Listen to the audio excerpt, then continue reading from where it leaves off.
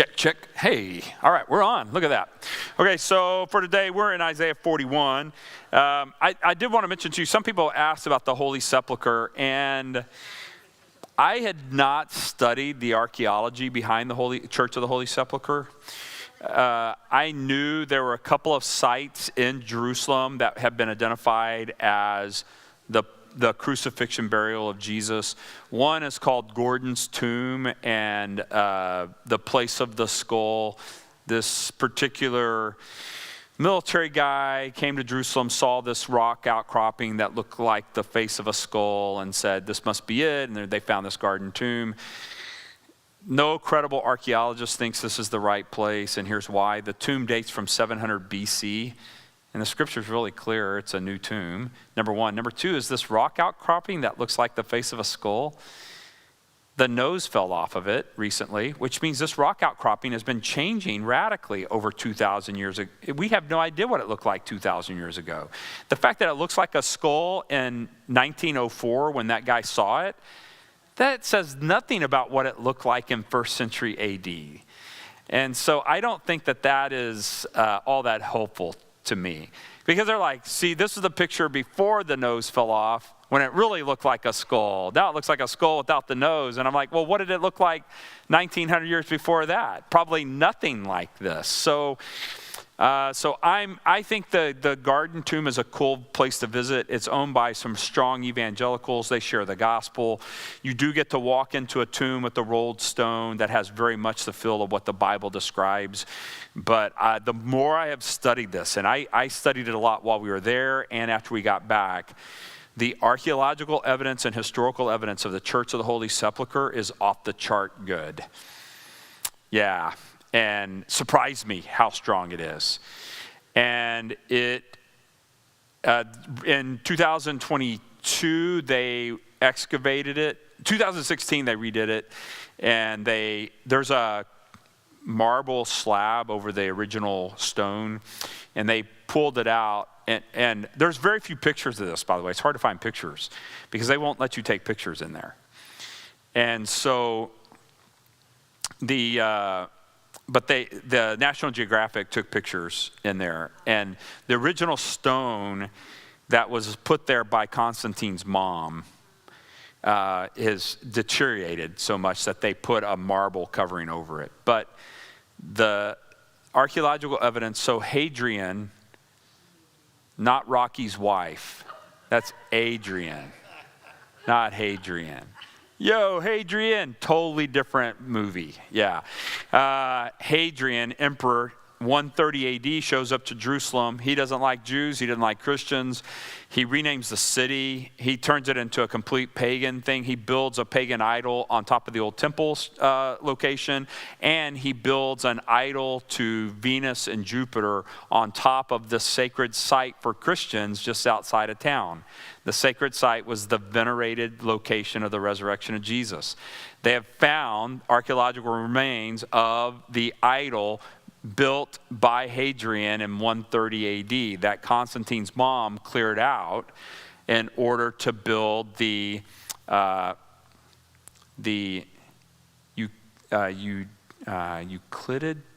something like that. It's a small. It's not a church. It's a small concrete structure over the tomb. And it's inside the Church of the Holy Sepulchre now. It's its own building. And so it's inside there. And when you go in, okay, so you stand in line for a long time. We stood in line for over an hour, which I would like right now, I would get on a plane and fly back and do it again. Because the more I've studied it, the more you have a sense of, I think this is the spot. The early church knew where this was. 130 AD is really close to the resurrection of Jesus. It's not like some long distant thing. And Eusebius said that, things happened there, that the history behind it. We know Constantine's mom in 325, that's not even 300 years after the resurrection, built a structure around it. But in the process, tore down the temple to Venus and Jupiter that was there.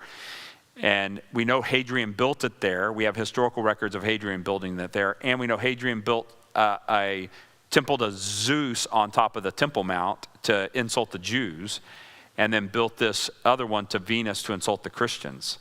It's like, why would he do that unless it was a known, venerated location? So the historicity of the Church of the Holy Sepulchre goes way, way back. And so when you walk in, there's they only let 4 people at a time and no pictures. That's why I have no pictures of the inside of the Holy Sepulchre, of the tomb area.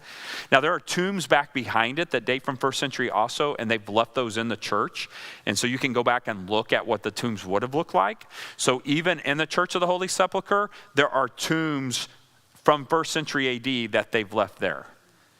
So you walk, there's that structure in the middle of the church that's the tomb. And it doesn't look like a tomb now because they built that building around it. Plus, like I said, Hadrian messed it up anyway and then built an idol to Venus and Jupiter there. But you walk behind it, there's this little hallway, and they've left these 1st century tombs back there. So you can step back there and go, this is what it probably would have looked like in the tomb at that time. They left that there, which is cool, and those have archaeologically been shown. They were 1st century dug tombs. Again, Jesus was laid in a newly done tomb, right? Archaeologists have also studied the botany of the area in the last 3 or 4 years. Olives, grapes, all dating from 30 AD based on the pottery around them, coins, and everything else. It was a garden near the tomb. It was a garden tomb, right? And there's a known crucifixion site right there on a rock quarry in the same building. Like they put it in one big building. It's a big building. It's not like from there to there. I mean, like it's a huge building. I'd say it's 50 yards, maybe half a football field away from the crucifixion to the burial spot. But we're told in a tomb nearby. That's what it says in the text. It was a garden tomb, recently dug, and the tomb is near the crucifixion site. All of those things in the description, right? So also Pontius Pilate was probably at Herod's palace. And so the wall from the time of Jesus' day, there's a wall, there's the city wall. They've rebuilt it by the Crusaders, torn down again, and then the Muslim group rebuilt it. But the rocks of Herod's wall is there, like at the foundation. We went to this place, just a few of us, only about 8 or 10 of us went with the archaeologists to this place. Everybody else was like, I'm done. I've walked so much. It was the last day. I was like, no, I'm going. There's a place called the Hidden Gate, and where the palace of Herod was is probably where Pontius Pilate had holed up, just like he did in Caesarea Maritima. He's staying in this palace, and the Hidden Gate is just outside that palace, and it goes outside the city, and there's an arch and a platform, remains of those that date from 1st century AD, and it's very likely that Pontius Pilate walked Jesus out the Hidden Gate onto that platform because the Jews would not have gone into Herod the Great or Pontius Pilate's palace itself, but he probably would have brought Jesus just outside the gate, and that's where they would have. We're standing. I mean, it was a pretty striking moment. We're standing there. The archway from 1st century AD. It's broken off now, but they verified that archway dates from 1st century AD. Some of the rock foundations from 1st century AD. Herod the Great built a platform there apparently for meeting with people, having big, gatherings and all those kinds of things for him to address the crowd. And so we're standing there in the place probably where the crowds were yelling, crucify him, crucify him. It was pretty striking, and just looking up and going.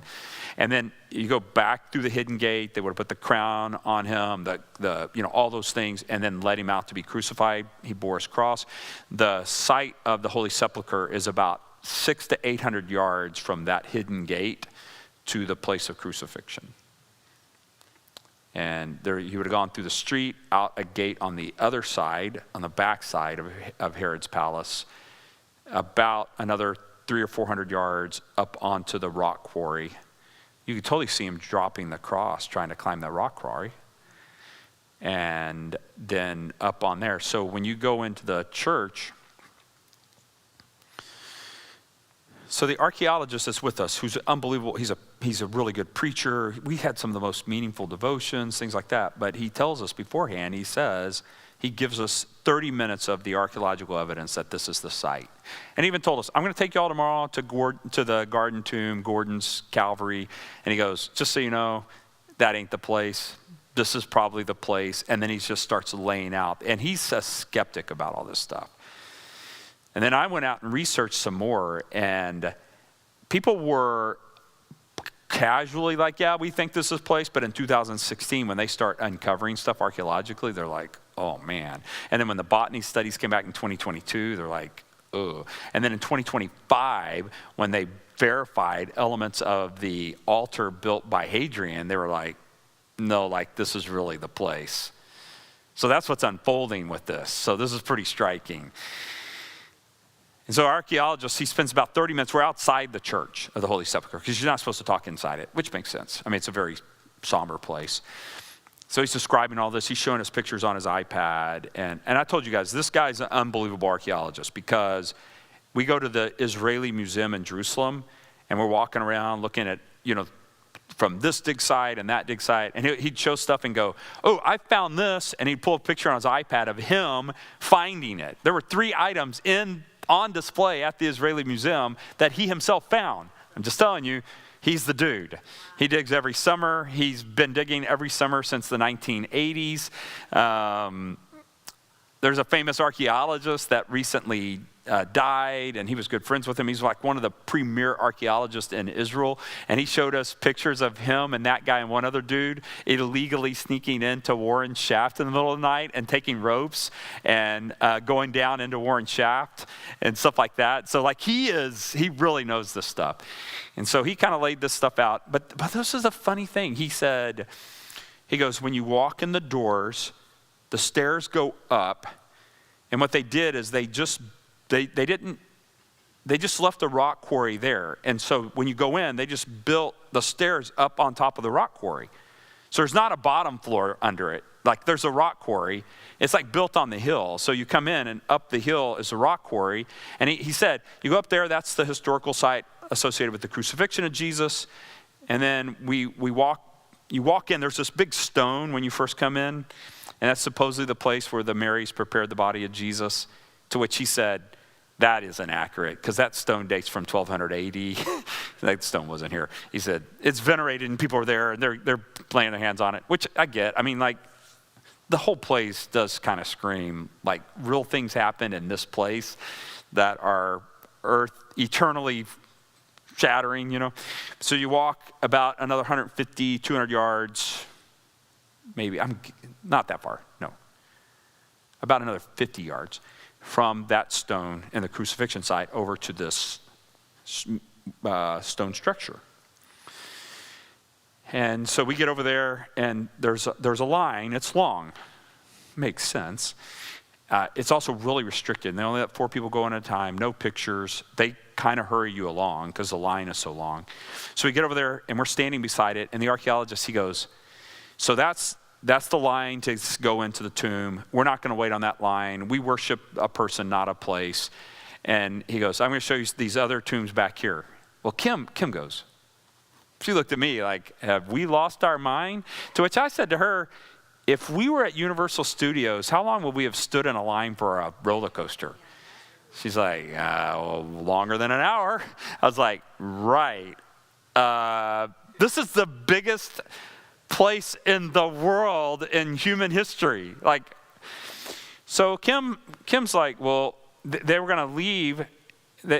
We watched them walk out 5 minutes later, and the bus was right there. And she's like, well, they're going to go get on the bus. I said, I can get us back to the hotel. She's like, you're sure? Because we took all these twists and turns. I was like, Kim, I got it. This is a math thing, is that I lay out cities like a grid in my head everywhere we go. And so I can walk you to places really, really quickly, like DC, Boston, London, Paris. Like if you drop me in any one of those cities, I could draw you a map and go, here's where the major things are. There's the Notre Dame. Here's the train stop to go to the Versailles. here's the train stop to go to Euro Disney. I could like draw you the map because it's mathematical. I just lay it out in a grid and I just remember it that way. I can't find my keys sometimes, but like those things like that. So we had been, the night before, we'd walked from our hotel down to the Wailing Wall, the Western Wall. And then that day we went through the city of David, came up that walkway, and we came up by the Western Wall again. And then he goes, okay, we took us back down this tunnel, and then we took a right. It's about maybe a mile walk from the Western Wall or Wailing Wall to the Church of the Holy Sepulchre. And so we get down there, and so Kim looks at me like, you sure? I was like, I got it. She's like, you sure? I was like, yeah, because here's the deal. This road, we're going to go back out, turn left, turn right down the road we came from, and we're going to take a right at the landmark I've got in my head. She goes, what landmark was that? There's a shop for Alabama Crimson Tide clothing. Roll Tide Roll. I kid you not. She's like, why was that here? I said, I don't know, but I remember it. And when we get to the sign, we're going to go right, and we'll be right back where we need to be. We'll walk through those things. We'll come through Herod the Great's wall and the gate, and then we'll come down to this, go down the stairs, and then we'll go by this King David Hotel and the YMCA Hotel, and then a couple of blocks over, and then we'll get to our hotel. And she's like, you're sure? I was like, yeah, I got it. So she goes, all right, then we should wait. I said, yeah. So we wait, and it was a lot longer than we were expecting, because the line, there was about 100 people in front of us, but there are 6 Christian sects that run the Holy Sepulchre, and they don't get along. So there's a Muslim family that has the key to the front door. They unlock it every morning, and they lock it back every night after the building's cleared. Sad. But every day, each of the 6 groups host a mass. And during the mass, everything stops. So you're standing in line, and the line just stopped. They, cordon it off. And the reason it stopped is the Armenian Christians or something. Someone was hosting mass. It was pretty because you could hear them. They were doing their chants and stuff like that. And those lofted ceilings and stuff, all marble or stone or whatever. It was really pretty. But that took about 45 minutes. So we're standing there. Finally, we get to go, and it's really slow, because there's a priest there, the Catholic, Armenian, Greek Orthodox, Russian Orthodox, something else and something else. I don't remember.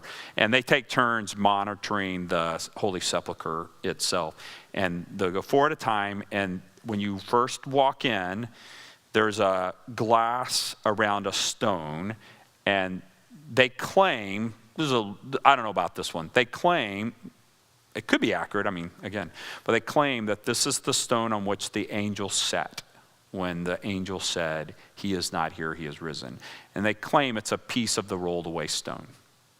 Maybe, I don't know. But the next room is authentic. So then you walk in the next room. There were 2 ladies with us. They went in first, so Kim and I, kind of standing behind them. It's not a very big space. And then they walked out. And then for a second, I just walked up. And I will tell you, this is surreal to put your hand on that cold marble slab for a second and to hear the echo of the angel's words, he is not here. And you remember what the angel said? This is the words of the angel. This is what rung in my head. Go look and see where he had been laying. I was like, I'm doing it right now. I went and looked at the place where he'd been laid. And for a second to just put your hand on that stone and just go, the tomb is still empty. Do I think it's the exact spot? I'm not for sure. Is it somewhere in that immediate vicinity? 100%.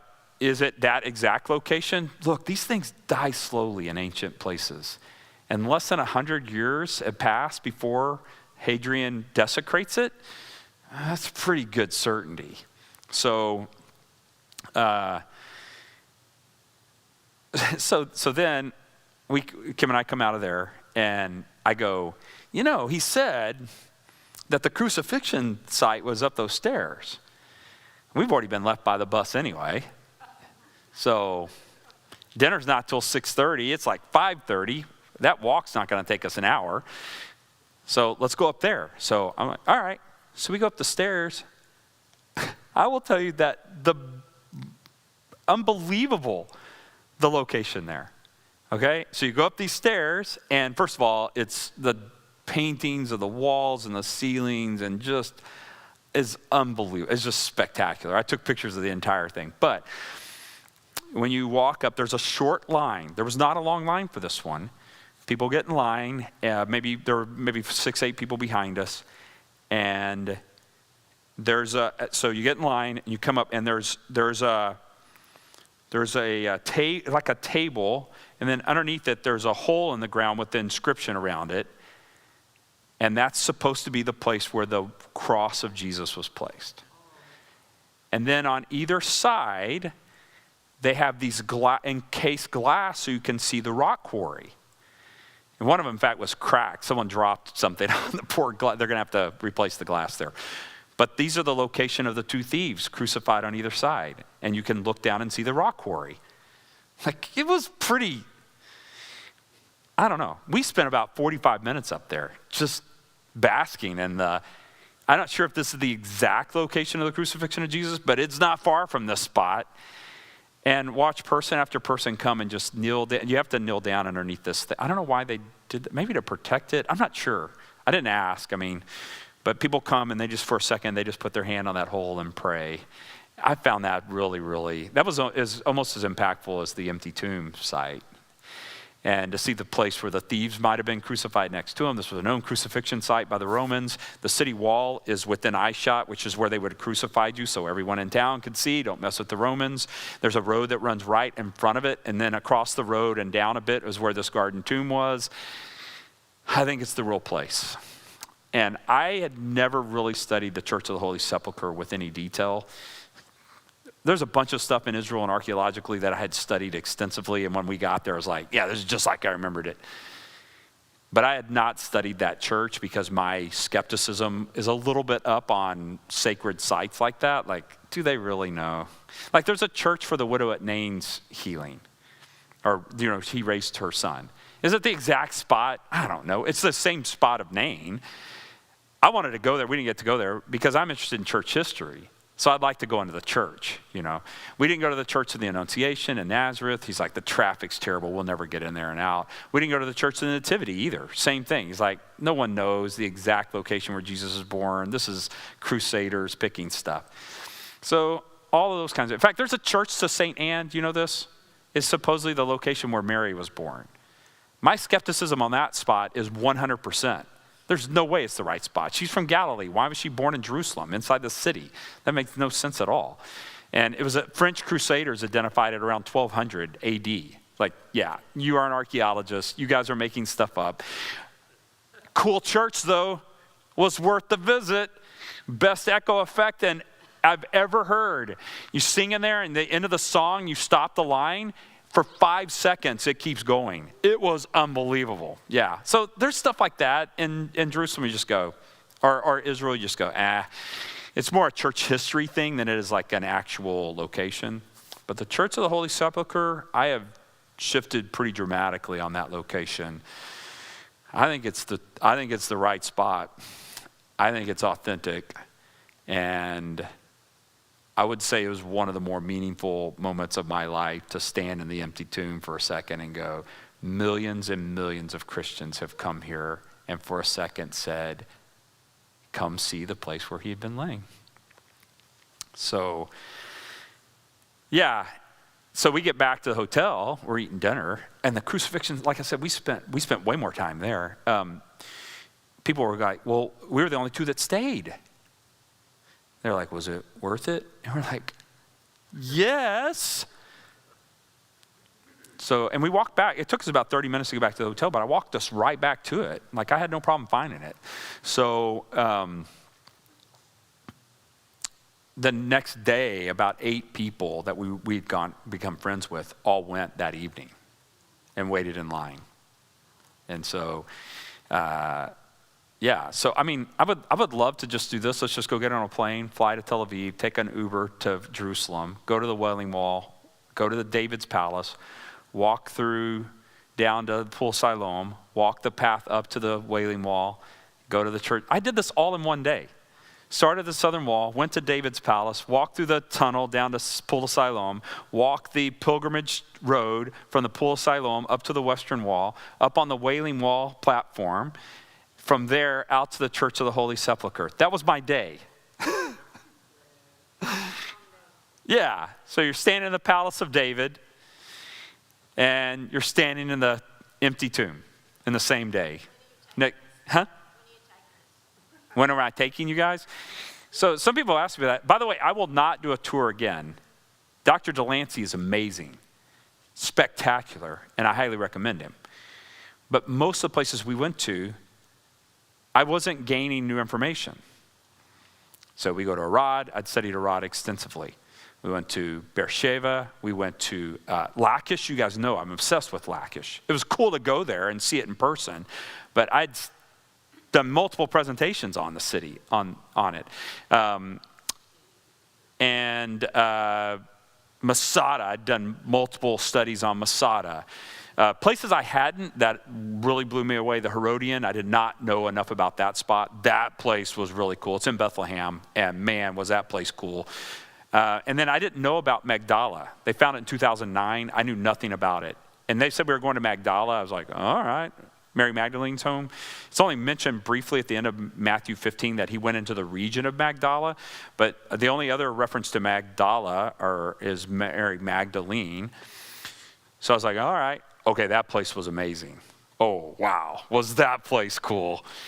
It and Capernaum are worth a trip to Galilee, just those two places. We did some other really cool things too. We climbed, Kim didn't, I did. I climbed Arbel, the mountain that overlooks the Sea of Galilee. And my suspicion is, our archaeologist is like, Jesus told him to meet him in a mountain in Galilee that he'd shown him. And remember Matthew 28? That's where he gives him the Great Commission. The archaeologist is like, this is the place. And I think he's right. You're standing overlooking the whole Sea of Galilee. It's the tallest mountain in the area. It's flat top. They could have easily stood on top of it all together, overlooking. And you can imagine Jesus saying, go and teach them everything I told you here. And standing in that spot, you're like, I could totally see that being the location. So that was pretty cool. So we climbed that. It was a pretty hard climb the way we went. We went up the path that's the path that connects the city of Nazareth to the Sea of Galilee and Capernaum. There's a path that runs through those mountains. And if you go up the mountain pass, up the mountain, you go up on Arbel, and it's the mountain overlooking the Sea of Galilee. It's the tallest mountain immediately around the Sea of Galilee. So my suspicion is the archaeologist is right. That was really cool. I'd never heard of Arbel before in my life. I don't know why, it just never came up. And yeah, so the archaeologist, when he was in college at Jerusalem, he would go and camp out on top of it with some buddies. They'd watch sunrise on Arbel and stuff like that. I was like, oh, that's pretty cool. So yeah, so if Kim and I went again, I would just go rent a car and drive. It's not, the driving's fine. Jerusalem's hard. What you do Jerusalem is probably turn your rental car in and then just Uber in the city of Jerusalem and walk. You could walk most places. You could walk up on Mount of Olives from the hotel. I mean, the Mount of Olives is right around the corner from the Temple Mount. So if you're okay walking a lot, you can, the church of the Garden of Gethsemane, the Church of All Nations, is right across the street from the eastern wall of the Temple Mount. And you can just walk across the street. Like when we came out of the Garden of Gethsemane garden, when you come out of it, there's a bus stop right there. There's a road going this way and that way. And then there's a bunch of gravesides. And then the eastern wall and the Golden Gate are right there. So if you get to a hotel right in that area, you can just walk everywhere. And then right there to the left is King David's palace, the Hezekiah's tunnel, Pool Siloam, the pilgrimage road, and then the Church of the Holy Sepulchre you can get to from there. Gordon's tomb you can get to with a walk from there. So anything you'd want to see, if you got a hotel there, you could walk to almost any of those places. Yeah. Yeah, so I say this just to tell you that, well, I mean, Isaiah, we're in Isaiah, Hezekiah's tunnel. I mean, these things are, the archaeological evidence of this stuff is so overwhelming. Warren Shaft is probably the thing that David and his guys climbed up in order to attack Jerusalem when they conquered it 1000 BC, and David moved his headquarters there. They found David's palace. There's a niche built out where they think he put the Ark of the Covenant. The Nehemiah's wall runs right next to it. They know it's dated from when Nehemiah built it around 450 BC, 450 to 500 BC. There's a wall outside of it that was built from that time period when Nehemiah returned. So when the Bible talks about these things, it's like, just you're walking around going, wow. They have a video presentation at Hezekiah's tunnel, and it's really well done. Yeah, that is one of the cooler. There's lots of video at each of these locations. Some are kind of cheesy and a little bit older. Some of the new ones they've done, though, they have the technology in them is just spectacular. And you go, okay, that's pretty cool. That one they did, it's all, you sit in the theater that's mirrors all the way around, and then they have video projection, but you see it off the mirrors and stuff. Oh, that was really cool. Like, that was worth going to the video for that. But yeah, like I said, I probably would not travel with a group because there's things I would want to do and just go do it. And then there's things that we spent a long time on that I wouldn't have done. There's some stuff we did, I was like, I wouldn't do that. But there was some stuff we did kind of quickly. Well, like the Church of the Holy Sepulchre. It's like, okay, well, we've seen it. I was like, no, we haven't. You guys can go to dinner. I'm staying here. I mean, Kim's looked right at me like they've lost their ever-loving mind. Other side of this little wall right here is the historical location of the resurrection of Jesus, and they're going to go eat dinner. It's like, not me. Yeah, I was like, we're staying. And so that was really worth it. If I had a do-over, I would have spent even more time in that church. Yeah. There's parts of that church I didn't see that I went back later and researched and went, man, there's a couple other things I wished we'd seen. So that church is huge. There's lots of historical stuff in it. I wish we'd spent another hour there. So yeah, stuff like that. Nazareth is really cool. There's a thing called Mount Precipice. And it's called Mount Precipice. You remember in the biblical account that when Jesus is teaching at Nazareth, that he reads from the scroll and he says, no doubt you'll quote this proverb to me, physician, heal yourself, right? And it says they took him to the precipice of their city. This thing is called Mount Precipice. And if you threw someone off there, they would die. Yeah, it is a sure drop. But here's what's crazy about Mount Precipice. So I did the pan feature on your iPhone where you can like do this? It will only let you go 270 degrees. I didn't know this. It just stops. So it's like, oh, I didn't know that. I didn't know you can't go 360. You can only do 270. But anyway, so you start over here. I'm standing at the very top of the corner of the Mount Precipice. You start over here. You have Mount Tabor, which is where Deborah and Barak fought their battle. You have the Midian camp, where Gideon defeated the Midianites. You have the tent of Jael. There's a location for that, where the archaeologist said, I didn't peg her as an assassin, but she nailed it.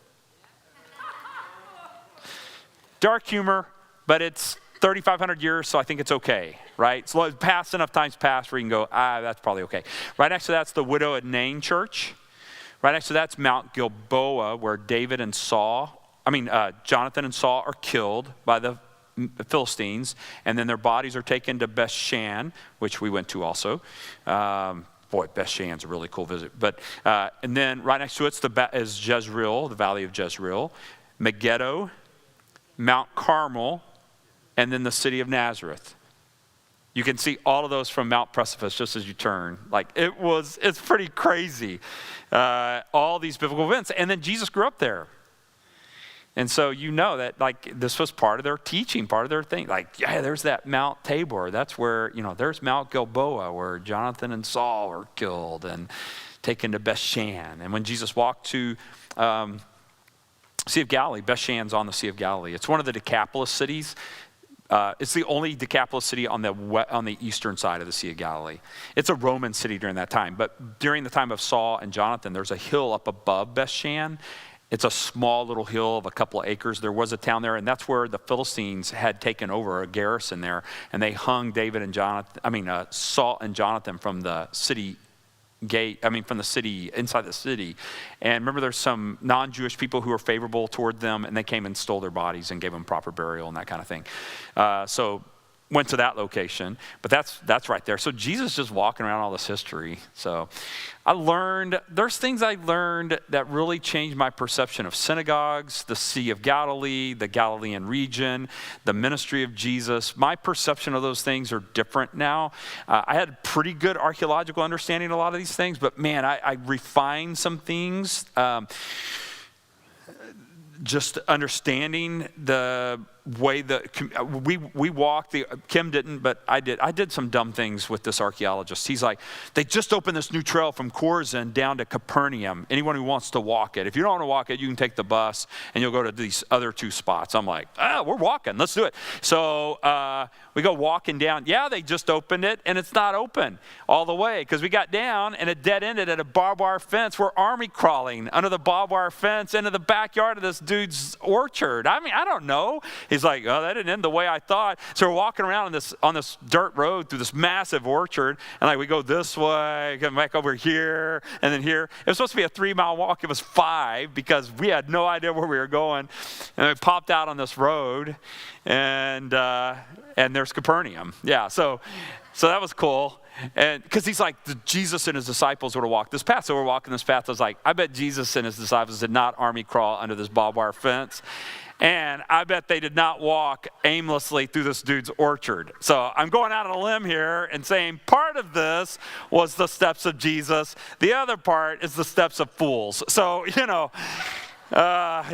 Anyway, so, that was the day I walked like 18,000 steps. But we go to Capernaum. Capernaum is a really impactful place to go. There's a synagogue there. The synagogue dates from 4th century because the synagogue from the time of Jesus was burned down or destroyed. The base of the 1st century synagogue is there. You can see it. But the synagogue that was there after was built was from 4th century. But the house of Simon Peter, where Jesus healed Simon Peter's mother-in-law, they call it the Spaceship Church. It's built over it, and it's shaped like a spaceship, and it's got a glass floor so you can look down into the spot. That's also the place where Jesus, remember that there was a guy who was there, he was paralyzed, and his friends wanted him to be healed by Jesus. Remember that? And they tore a hole in the roof, right, and lowered him down. That happens at Capernaum too. And there's another site called Kershik or something like that. And what they've done there, it's an archaeological dig site, but they've redone it to be a bit like, not quite like this, but this is the closest analogy. Are you familiar with Colonial Williamsburg? Where they've left Colonial Williamsburg in its state from 1600 or 1700 or whatever.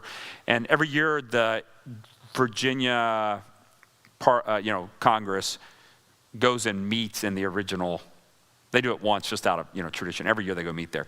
And the idea is that you can relive the Colonial Williamsburg thing. Well, they've done that with 1st century AD Jewish life. There's a synagogue that was discovered there, but they have a olive press, but there's some hands-on interactive, and they've taken one of the 4-room. Everything was a 4-room home back then. Everyone got it was like tract homes, like every house was exact. They're all 4-room homes. And they redid one completely, and we did a Bible study in one just with candlelight. And just the power of when Jesus says, no one lights a candle and puts it in a basket, but on a lampstand so that everyone can see. And then also the feeling of Jesus' teaching, and they had to remove the tiles in the roof and lower the man down. You're standing there, you really get a feel for that. Like, I could see why he couldn't get to him.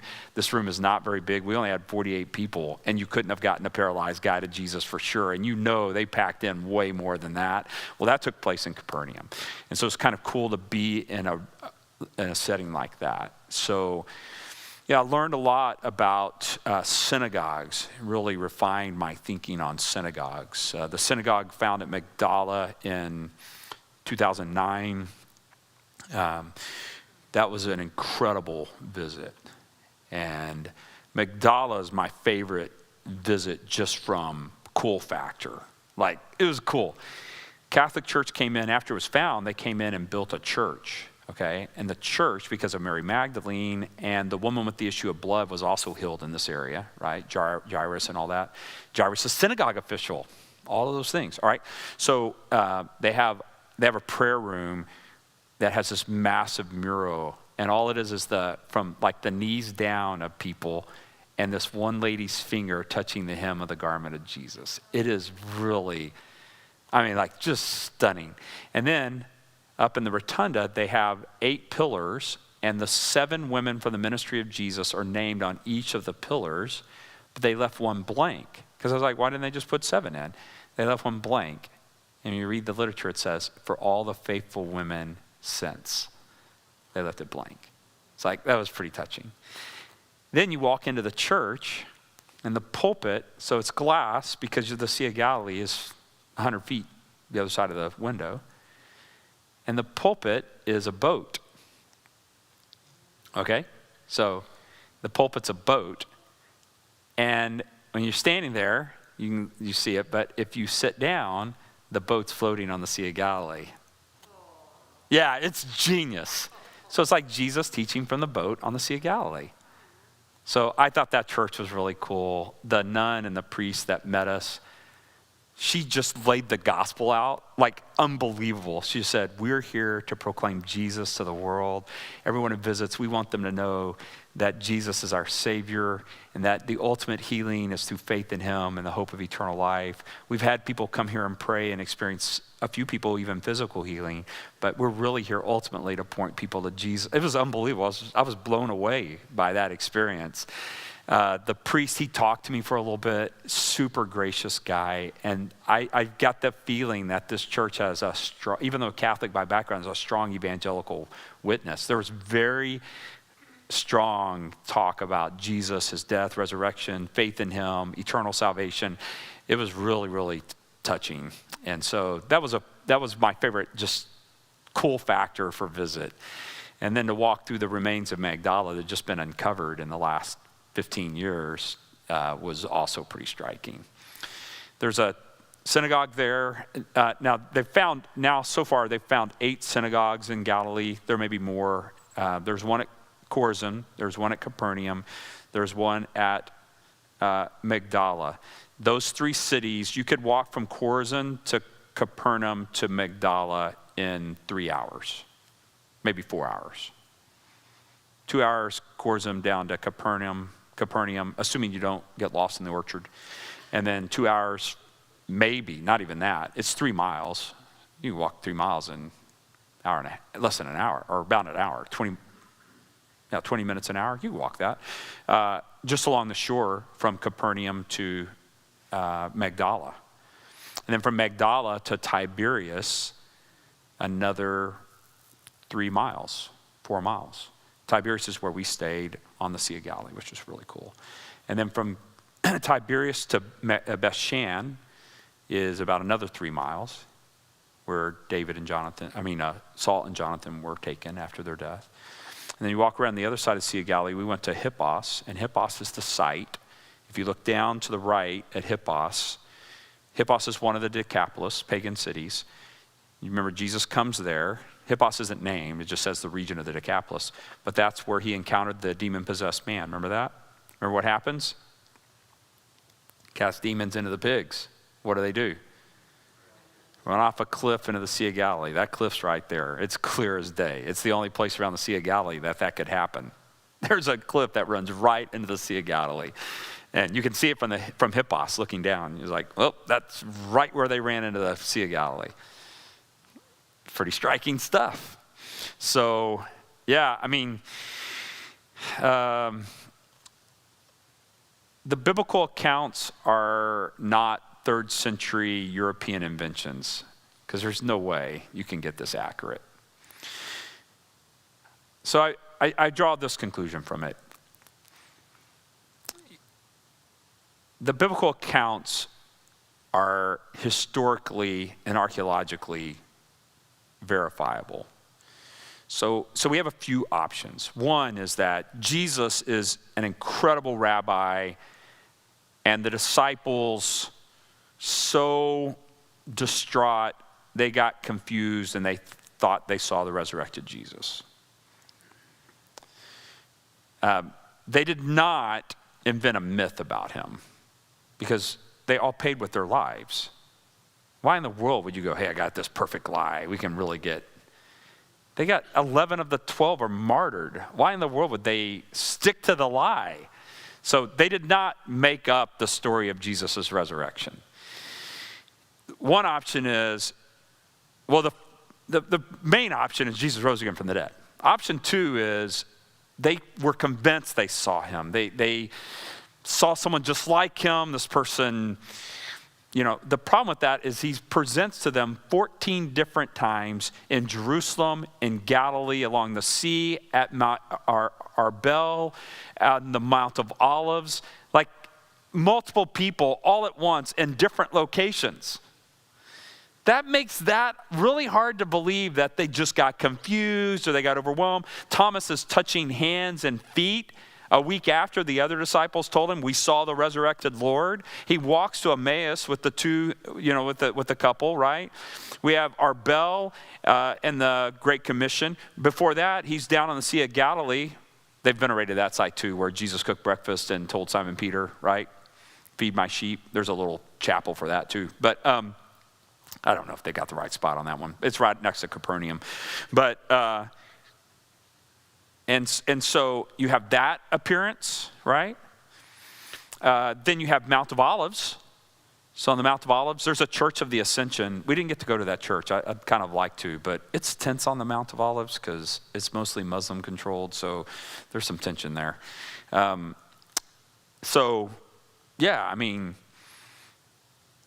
So there's multiple Testament accounts of multiple people at multiple locations. That's pretty hard to be that confused. The idea is, well, maybe he didn't die. They thought he was dead and they put him in the tomb and he recovered.